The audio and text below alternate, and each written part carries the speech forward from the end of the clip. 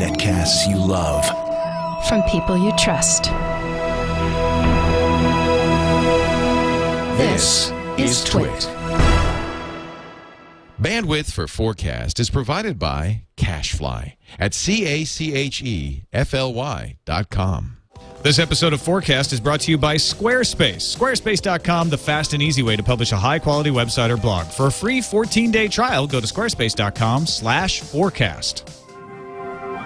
What sort of future do you think we're heading for? How will we live as we slip into the 21st century?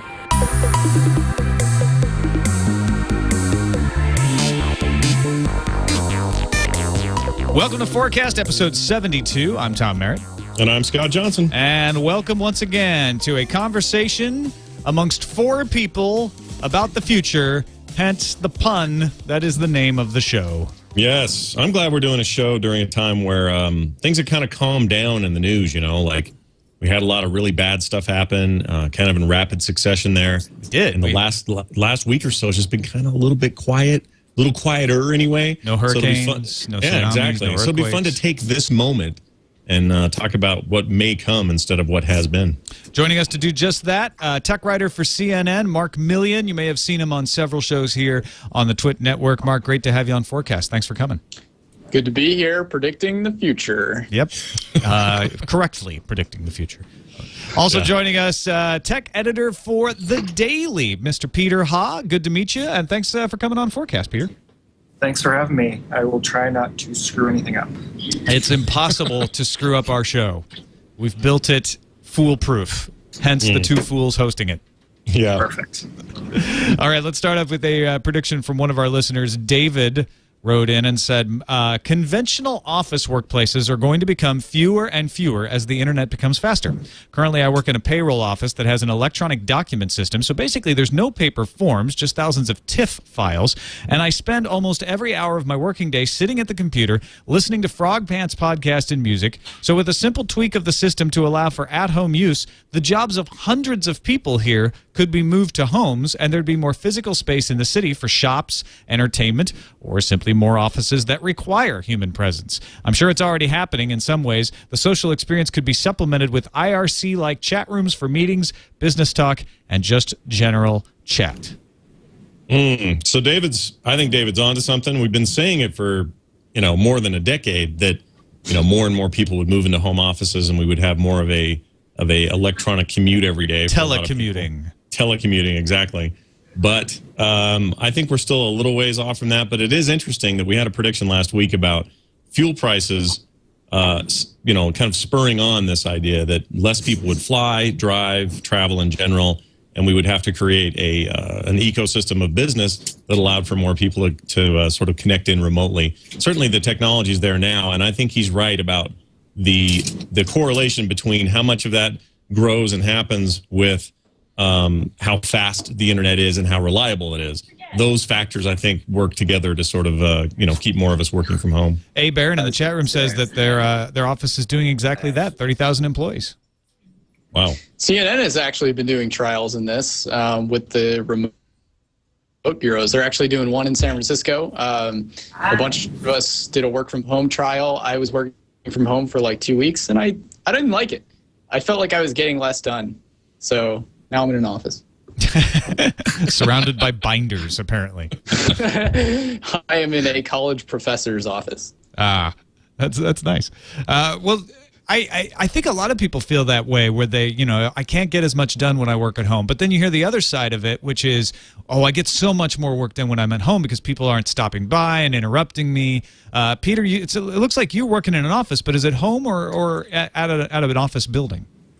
So I'm out of the office building here at the Daily, but, I freelanced for about 3 years and I sort of missed working from home, to be honest with you. I did actually get a lot more done. Yeah, because you don't have people just kind of popping in and saying, "Oh, Right. Peter, you're here. Let me ask you about this." You can take control. I kind of split my time. I do work from home in the morning, and I do get the benefit of that sort of being able to just focus on stuff and concentrate on what I'm doing. And then I come in for the afternoon and get the advantage of being around people and being able to throw ideas and bounce ideas off each other. So there are benefits to both. Scott, you're entirely at home. Yeah, as you know, Tom, I have converted my basement into what is now known as the Frog Pants Studios, and it's perfect for me. But a lot of it comes with some, you have to make some kind of rules and boundaries. Like, I have 3 kids, and all 3 are in school all day, but there are other times of the day where they want to come see dad or whatever. And so there's this kind of unspoken, well, it's a spoken rule. We talk about it during, whatever hours we set as when I'm going to be focused and working. They can't just kind of come in and hang out and do whatever. But then there's lots of time where that can happen too. We just sort of designate that time. So I know for a lot of working families where there may be kids involved, it's a bigger issue. But for me, we've worked it out. And my wife runs a lot of interference for me. And I'm able to get far more done with what I'm doing now than I ever could before when I was in an office. This has been much, much better for me. So different strokes, different folks. But I feel like, the better we get at virtualization of different tasks that used to require office space, the closer we'll get to David's utopian future. Well, thanks, David, for sending along your prediction. Anybody can send us your idea of a prediction. The shorter it is, the more cohesive it is, the better chance it is to be read on the show. But we do read all of them. Send them to fourcastpodcast@gmail.com, or you can post them up on our website, fourcastpodcast.com. Let's get into the short-term predictions. These are things you think will happen sooner rather than later. And Mark Milian, we'll start with you. What do you see in the short-term future?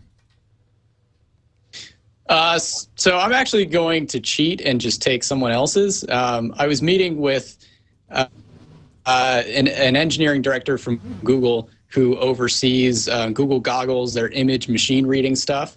And he made this bold prediction that in 10 years, image machine reading computers will be able to look at a photo and tell you any known object inside of that photo. They'll be able to decipher exactly what it's seeing inside of a photo in 10 years.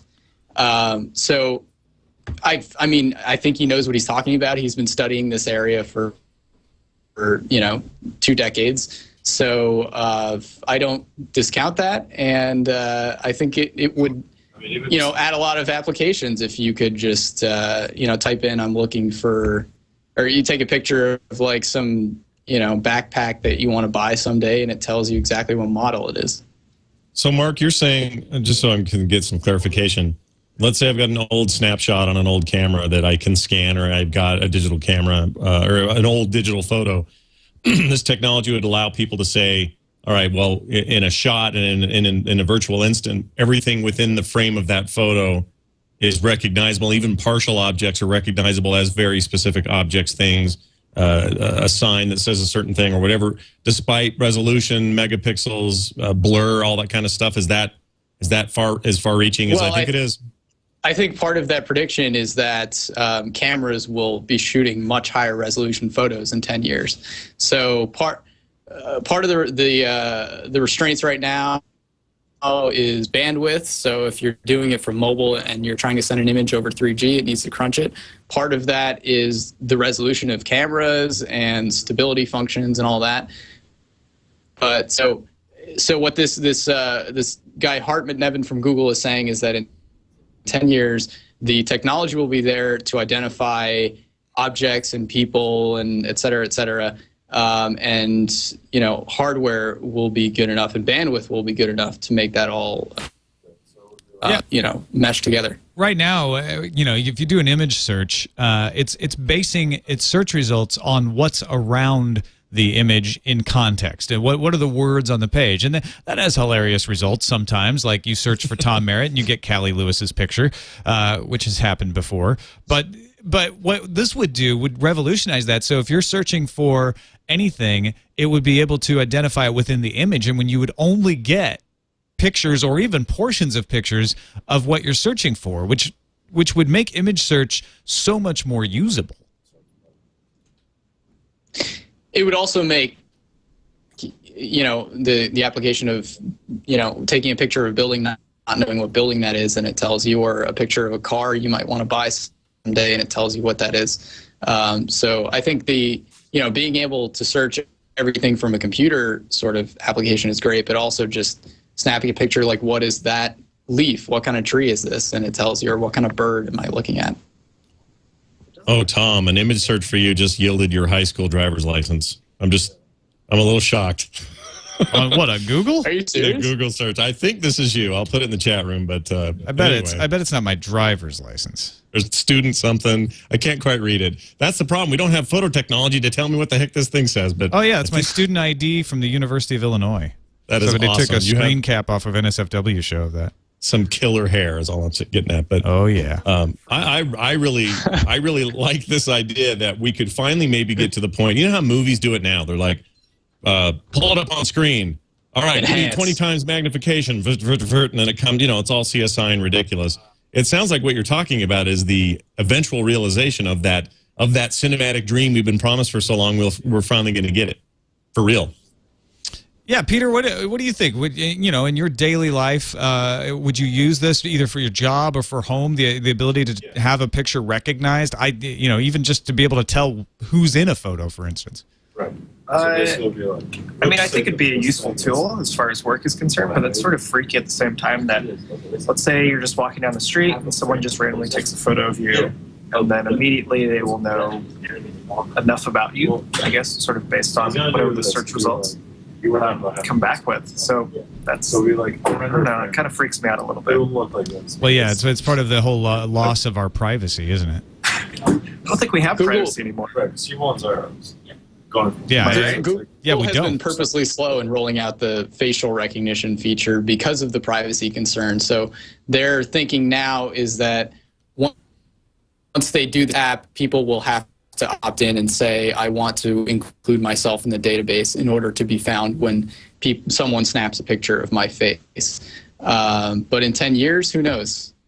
Yeah, it'll be a whole generation will have grown up in 10 years without the idea that we can protect certain parts of our lives from prying eyes. The people are growing up in public these days, it's impossible to tell what that's going to mean when folks who've grown up that way become adults, and what things they will think of as private and what they won't. It's going to be entirely different.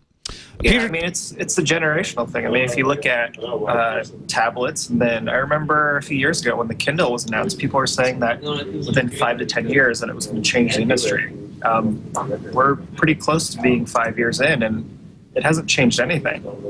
Mainly because the little kids these days that are in school still have paper books. They don't have tablets, they don't have iPads, they don't have Kindles. And I said a couple years back, I'm like, it's more of a generational thing, and it probably won't happen for at least 20 years. Yeah, it takes a while to work its way through acceptance and through the system and the business practices of how you grant royalties and market things and all of that. Peter, we'll stick with you for your short-term prediction. When you look over the next few years to 10, 20 years, whatever timeline on the short term, what do you see?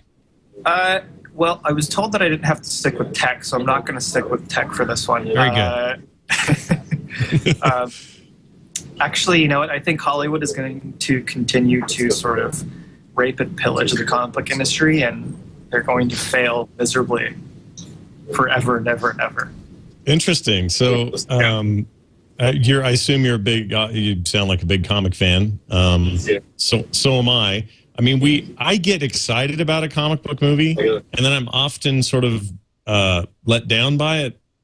Not always. I feel like the Nolan movies are pretty good, and there's some other good examples, and I don't know what this year is going to bring. There's so many possible bombs and maybe possible good comic book movies. I don't know, but why do you see them as pillaging it rather than finally tapping into it as a valid source of good storytelling? What's the difference for you? Well, I mean, I think if you take a look at sort of the tentpole characters for the big two, for DC and Marvel, right? DC hasn't really done a very good job of, I mean, they probably have the best catalog of characters in my opinion, and Nolan's been the only one to sort of make Batman work. The Superman movie was terrible, and I'm not so sure that Zack Snyder's going to do a good job with the Superman reboot. Kelly's Wonder Woman TV show looks pretty bad. And then as far as Marvel's concerned, I mean, I think Iron Man, the first one, was really the only good one, and ever since then, it's sort of gone downhill. Captain America looks good, but Thor just looks funky. You know, some of the characters just don't translate well to movies.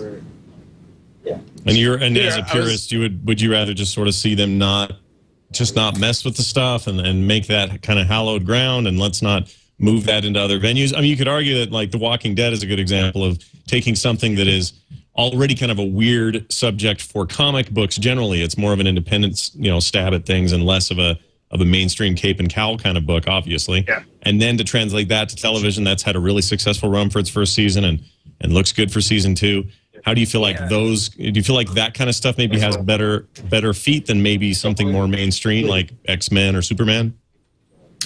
Yeah, I mean, The Walking Dead is a great example of comics and graphic novels actually translating well, mainly because it just focuses on human emotion, more or less, and the humanity of actually being, being overtaken by zombies. But, this last week, there was a report that said that Batman was going to get rebooted as soon as Nolan is done. I mean, why? Why is that? Is it mainly because Warner Brothers doesn't have Harry Potter to rely on anymore? I mean, that's probably it. Yeah, Peter, I was reading that piece you did in the Daily recently about the Batman reboot, and I thought you made some good points about, we just had a series of Batman movies. Why does Batman need to be the subject of the next group of movies? Yeah, the third one's not even out yet, and we're talking about rebooting it. So I'm with you on that one. That bugs me a little bit. But is it we vote with our money, we decide whether we want to go or not, that way. And when something as bad as, Batman and Robin comes along and just stinks up the joint, and then we're all wanting a reboot. In this case, it's weird because we've got the movies we kind of asked for, the kind of movies that we really, felt like were true to the books and we trust Nolan and all this sort of stuff. And now they're talking about doing it again. That leaves me a little stale as well. But it's an interesting prediction that they'll that studios won't get wise and figure out how best to sort of position themselves to best take advantage of this rich storytelling base, this stuff that is so good and has been good for so long. That used to be the domain of nerds, and now it's the domain of mainstream America. I mean, how do you feel like? Do you think this year will help determine any of that? Do you think this year is so full of stinkers that we're going to stop doing this for a while, that the comic book trend will just fade? How do you see that happening? I don't think it's actually going to fade, mainly because, so for starters, it's going to be pretty much all about Marvel Comics this summer. Like I said, Captain America looks really good. Thor, sort of a little iffy on. But, you sort of take a look at, it's funny, over the weekend, I randomly decided to watch Daredevil for the first time. I was astonished at how crappy it was, and then I did a little Googling, and it turns out that it made over $179 million. Yep. I don't think that any of the movies coming out in the next couple of years that are based on sort of, I guess, these tentpole characters they're not going to fail miserably. I mean, that's why they keep making them. That's the downside. Yeah, exactly. There was a day I think when they sort failed of our miserably. fault. I mean, it's nostalgia. Oh, it is our fault. Nostalgia for us to go back and want to watch these. And Peter, was that the second time you've seen Daredevil after the first time was so brutal? I never actually watched it all the way through the first time. I just stopped after a few minutes, mainly because I thought Ben Affleck was terrible at being Matt Murdock. Plus, it's a lot cheaper to acquire rights to a comic book than it is to pay for someone to create an original screenplay. It's just a better bet. Well, I mean, it's Disney and Warner Brothers, and I mean, neither of them have really come up with anything original, especially Disney in the last few years, besides some of their more 3D intensive animated films. But I mean, now that they own Marvel, they're going to go through that catalog of characters and just screw it up. Make a movie out of every single blasted one of them. All right, let's move into our long-term predictions, and Peter, we'll stick with you. When you look more in the 100 years flying cars kind of sense, although I guess we're supposed to have the flying cars right now, but when you look long-term, what do you see? It's funny, Mark and I sort of agree on this one. And again, I was recently watching Wall-E, and you see the humans in that movie, and they're all basically just self-contained slobs in a little floating chair. And I think that's eventually the way that we're all going to go, mainly because we're always looking at some sort of device, like whatever mobile device you have, and even the tech companies are all gearing towards that. It's all tablets and cell phones.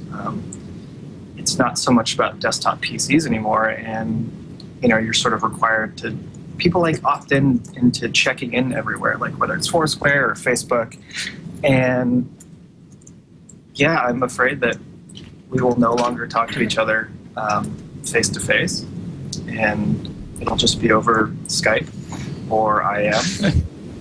You're part of the problem, very awkward. I wonder if that movie will.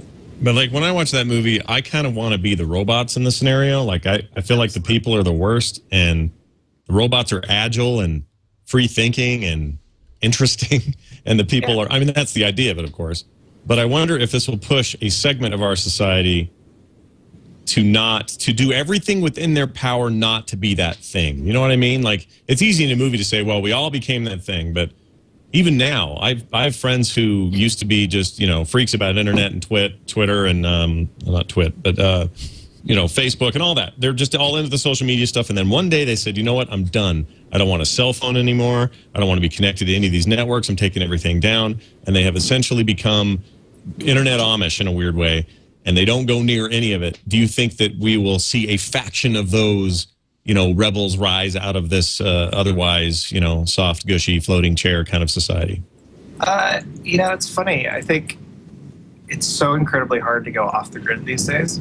I know a couple years ago, Wired did that thing about one of the writers or editors going off the grid, and they had a contest of saying, can you find this guy? Or they did it again, rather, a couple of years ago. But I think the way that technology is advancing and sort of all these factories are popping up in all these countries where people would normally go to sort of escape that sort of thing, I just don't think it's possible.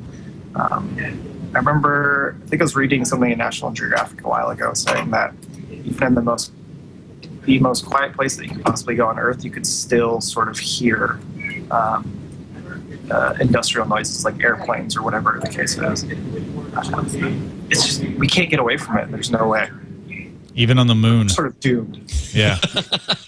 Some Russian satellite's going to crash into the moon while you're up there trying to get some peace. Yeah.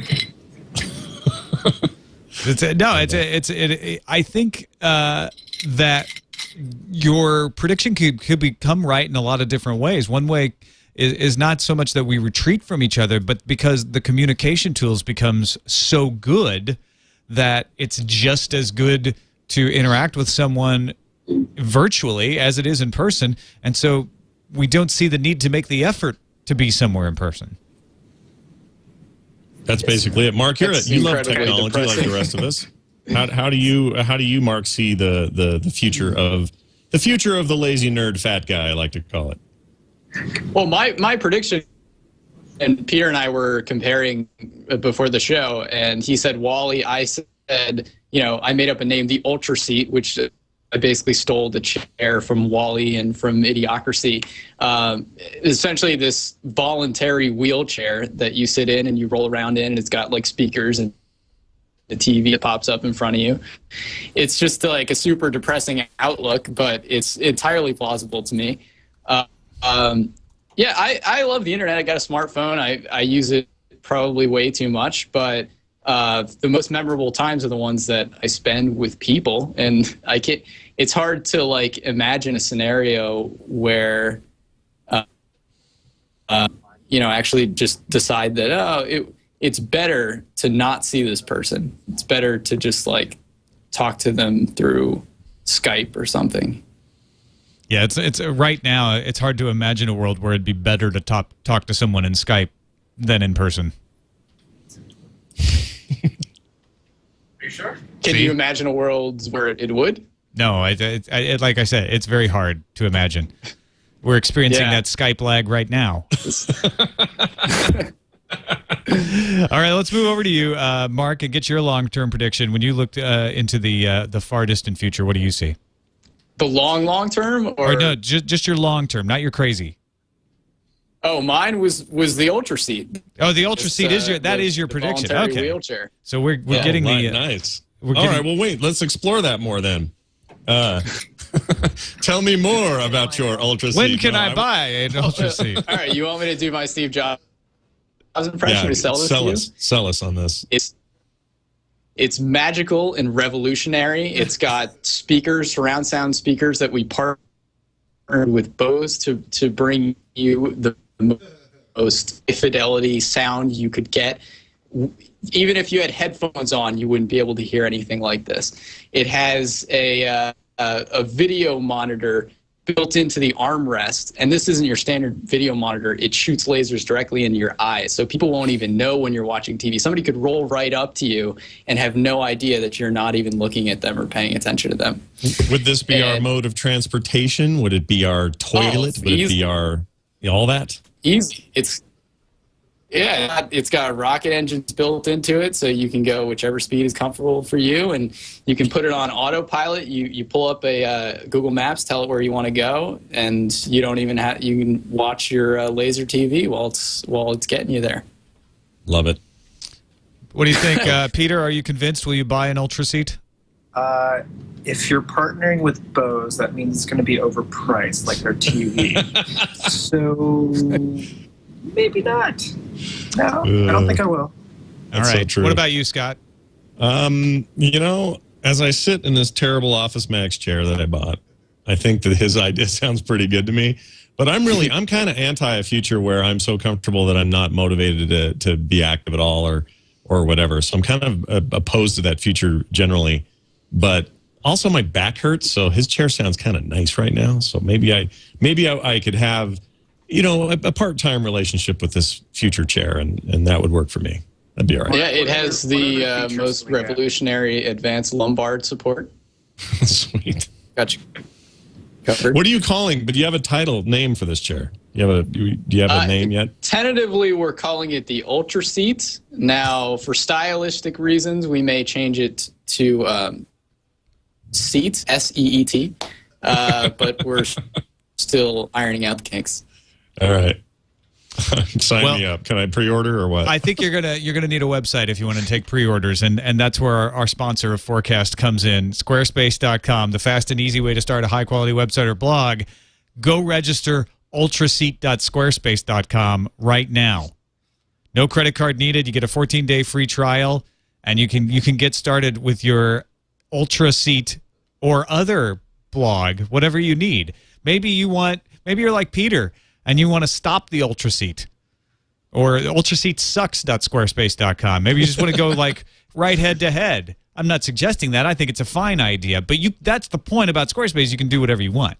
Make whatever blog site you want. They've got modules to build your website. You can tweak the CSS if you want, but you don't even have to know what CSS is. If you're like, Tom, I don't know what CSS is, Squarespace is perfect for you. You just point and click.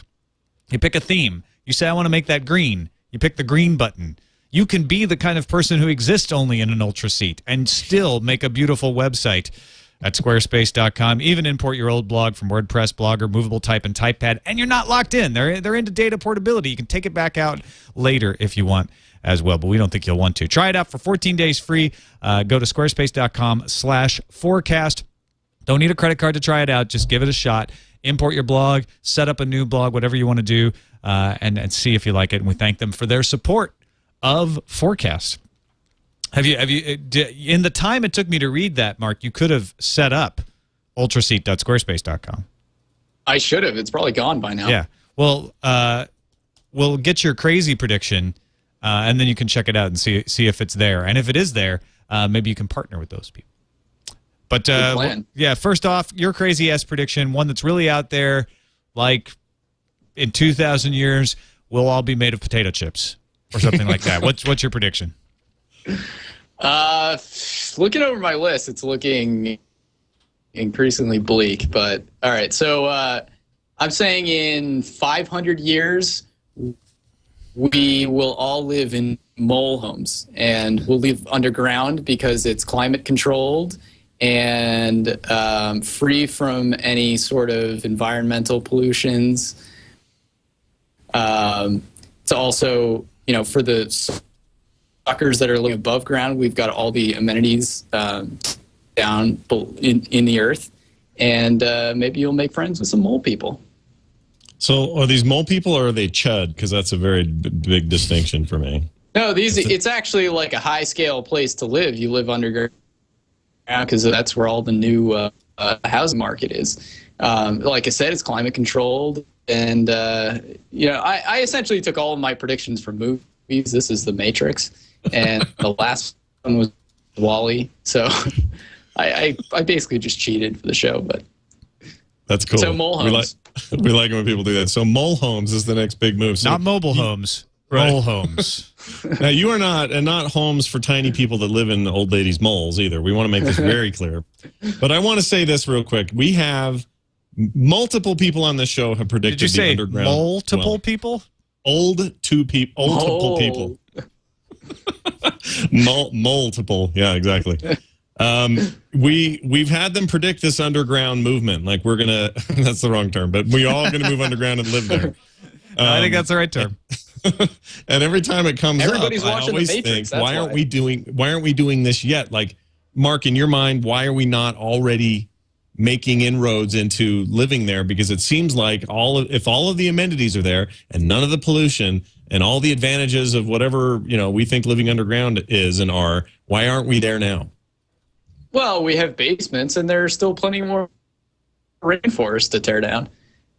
I think that there's still land available, so it's not we don't need to underground, but there's more space down there.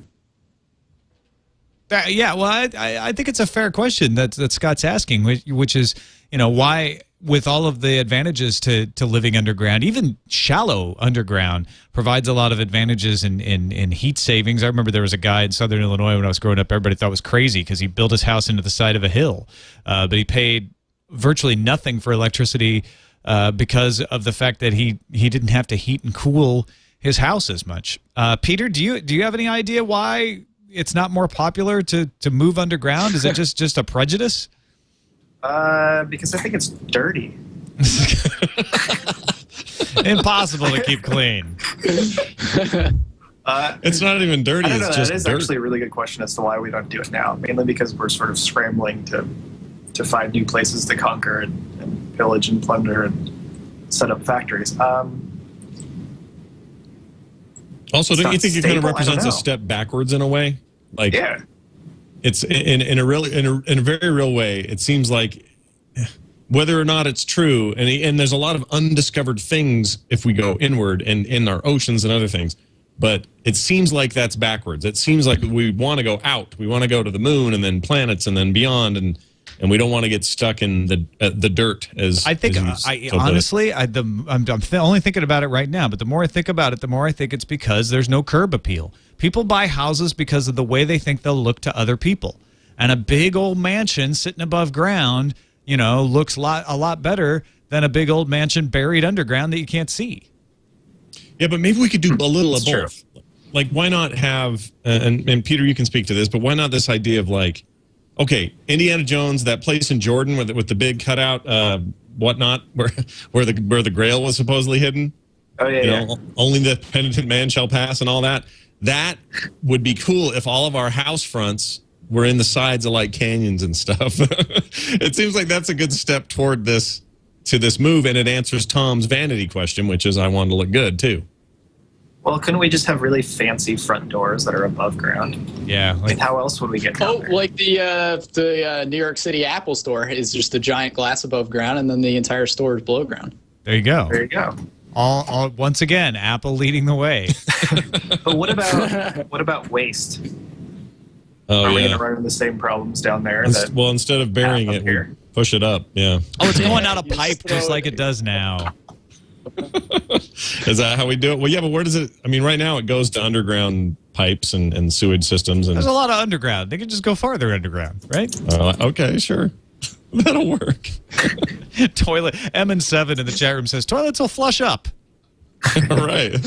Only below the equator. I think that's how that goes. That's weird. All right, Peter, we turn to you for your crazy-ass prediction. In 2,000 years, we'll all turn into sheep or whatever. What do you got? How did you know? Sorry, I didn't mean to scoop you.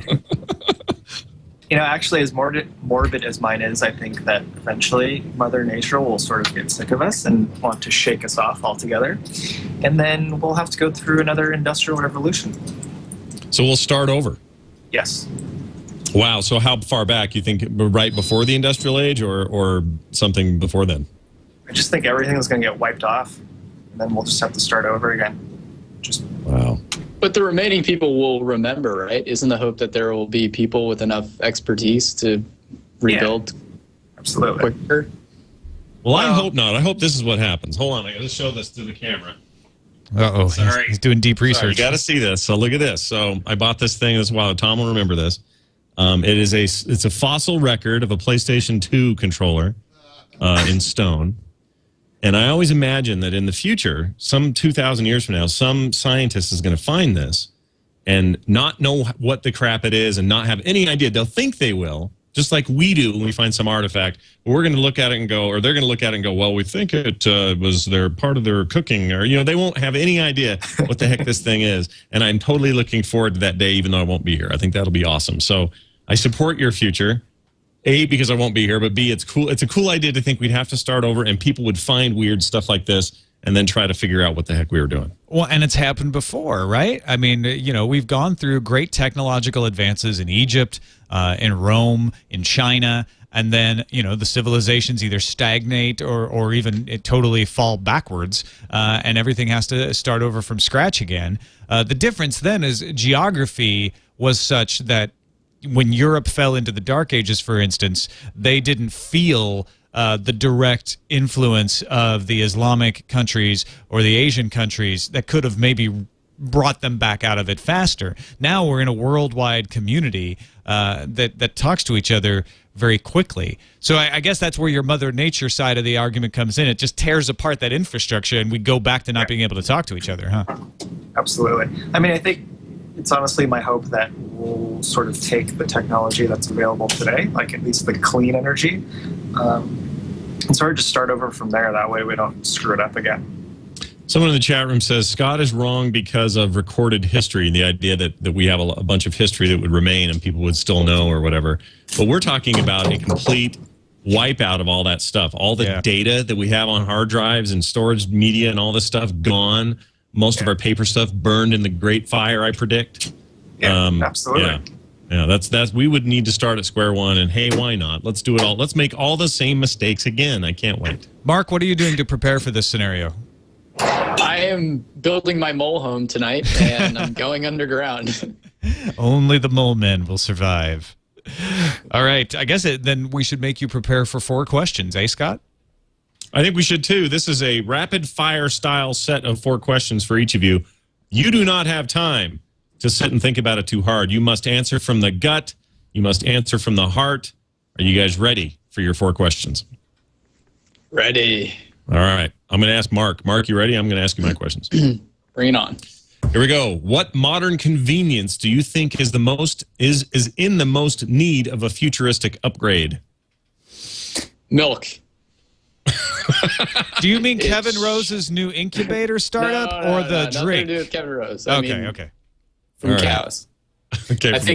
I think it should last longer. I shouldn't have to buy milk as often.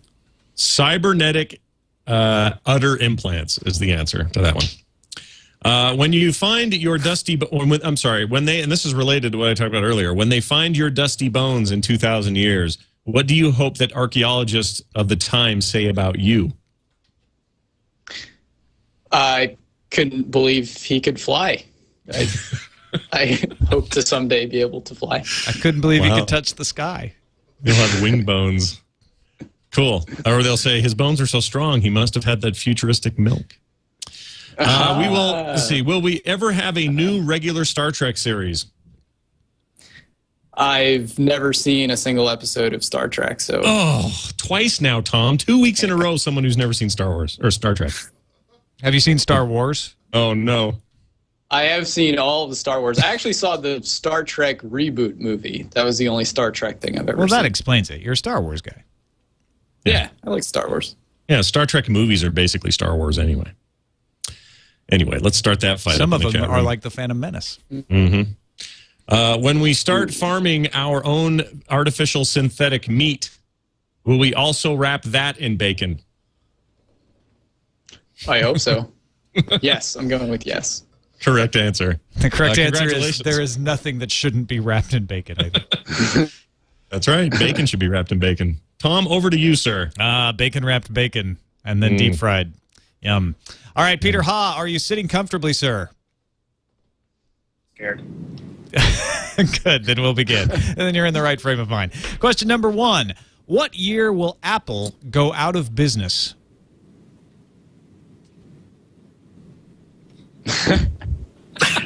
Gut answer.